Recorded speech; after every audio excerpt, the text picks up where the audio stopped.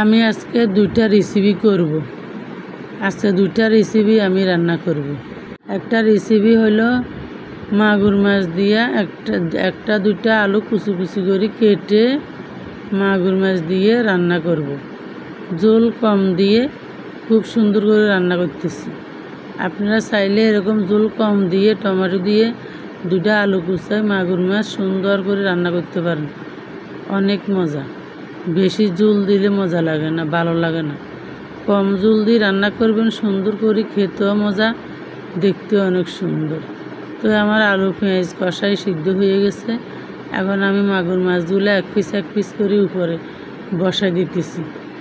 উপরে বসাই দিয়ে আমি ঝোল রাখবো না, সামান্য পরিমাণ অল্প পরিমাণ পানি দিব। অল্প পরিমাণ পানি দিয়ে আমি একদম ভুনা ভুনা করব মাছগুলা। আলুগুলা ভালো মতো সিদ্ধ হবার জন্য একটু করে পানি দিলাম। পানি দিয়ে লাড়ি সারি আবার 5 মিনিট চুলার উপরে রাখলাম। তো আমার মাছের তরকারি, মাগুর মাছের তরকারি আমার হয়ে গেছে। মাগুর মাছের রেসিপি আমার হয়ে গেছে। এখন আমি বসাবো আরেকটা রেসিপি হলো টক পাতা। এই টক পাতা আমার অনেক পছন্দ। আপনারা কারা কীরকম পছন্দ করেন জানি না। আমার এই টক পাতা দিয়া যে কোনো মাছ আমি কুচি কুচি করে মরিচ কলার দিই, আমরা বলি মরিচ কলা। তো আমি আজকে টক পাতা দিয়ে 3 পিস মাল মাছ ছিল, ওই মাল মাছ দিয়ে টক পাতা দিয়ে একবার জাল জাল করে মরিচ কলার দিলাম, কারণ এই মরিচ কলা আমার অনেক ভালো লাগে।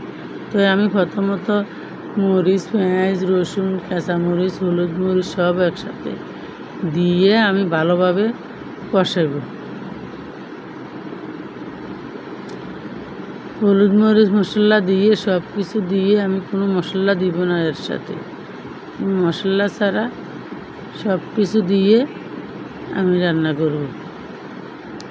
তো আমার মশলা মাখা রান্না করা হয়ে গেছে। আমি এখন